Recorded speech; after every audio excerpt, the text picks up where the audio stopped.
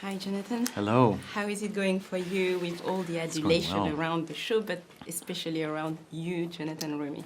Oh, I try not to let it go to my head. So I'm just happy to be here and grateful that the fans are so supportive and the show is reaching many people and touching many hearts.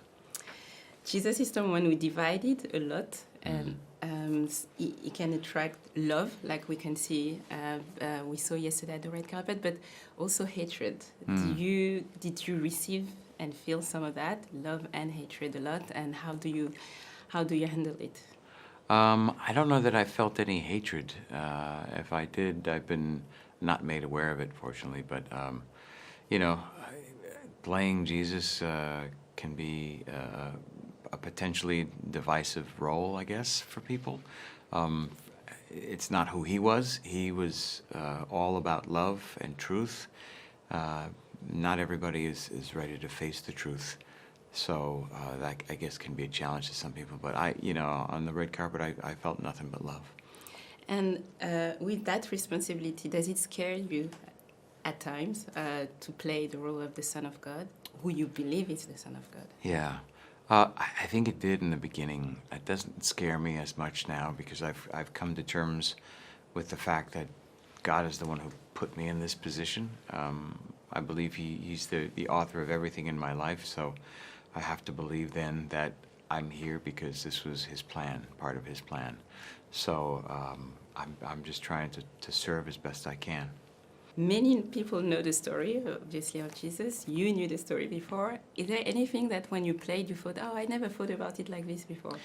Well, I think considering his humanity on the sort of a micro or macro level that we're doing with the series, um, it wasn't something that I had really thought. Like, I pictured him eating cheese or grapes or dates or something, like just talking and having a conversation while snacking on some food is not something I had previously pictured Jesus doing. But having done so now, it's made him more accessible to me personally. What was your favorite scene so far that you played in The Chosen? It's hard to boil it down to one. There's a lot of fun scenes. Um, I think some of my exchanges with John the Baptist have been really fun. We've got a nice little banter and playing cousins and stuff. It's cool to see Jesus' family members. What are you dreading the most to film in The Chosen? Like most people, I think the crucifixion is going to be a tough one. Yeah, the torture and crucifixion, it's not something I'm looking forward to. But it's all part of the story, so I just pray for the strength to get through it and see what God does with it. I've seen a video of it called a documentary on Jonathan and Jesus. Oh, yeah. Would you tell us about it a little bit? Yeah, so Jonathan and Jesus is a documentary that just came out on Amazon Prime Video recently in the United States. It's going to be released more broadly internationally at some point soon. I don't have dates yet. It started with my opportunity to meet the Pope, Pope Francis, a couple of years ago, and then became this journey of meeting other religious leaders and pastors and getting to have conversations with them as well as with famous artists and musicians about Jesus' impact on the culture, Jesus' impact on their lives personally, through the lens of my playing him in The Chosen, and then what the price of fame has playing this character and what playing Jesus, that impact is on fans themselves. So it's a pretty unique 4-part series that has been doing pretty well. So I'm really proud of it. There is a little scary moment when someone says, as if when they're praying, they Yeah. see your face. Yeah. How does it make you feel? It's surreal. It's a little bizarre.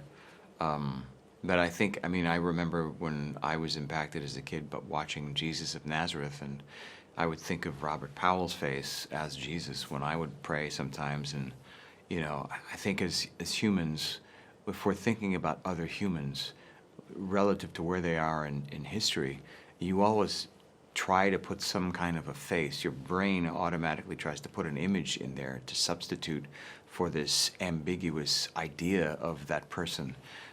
Sometimes, previously we could only go off of paintings. There's no photographs of Jesus, from the time period. So when somebody feels connected to him through media, through a TV series or a film, that then becomes their representation of him. It's not like they go and pray to that actor.